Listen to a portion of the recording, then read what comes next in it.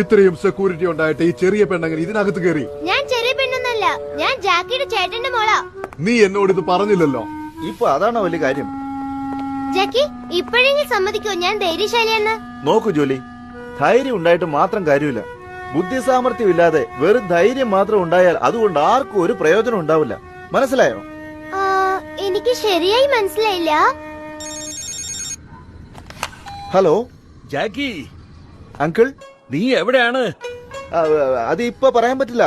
ആ, അത് സാരമില്ല. ആ ജൂലി നിന്റെ കൂടെ ഉണ്ടോ? ഉണ്ട്, അവൾ എന്റെ കൂടെ തന്നെ ഉണ്ട്.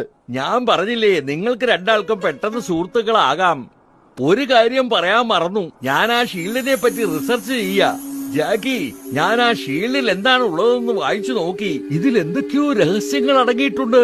രഹസ്യങ്ങൾ അടങ്ങിയിട്ടുണ്ടെന്നോ? അതിപ്രധാനമായ എന്തിനോ പറ്റിയാണ് എഴുതിയിരിക്കുന്നത്. നീ ഷീൽഡിനെ പറ്റി വിഷമിക്കണ്ട. ഇല്ല ഇല്ല, വിഷമിക്കാതിരിക്കാൻ പറ്റില്ല അങ്കിൾ. ഇന്ന് ഞാൻ കണ്ട രണ്ടുപേരും എന്നോട് ആ ഷീൽഡിനെ പറ്റി ചോദിച്ചു. നിന്നോട് ഞാൻ പറഞ്ഞില്ലേ ഷീൽഡിനെ പറ്റി വിഷമിക്കേണ്ടത്.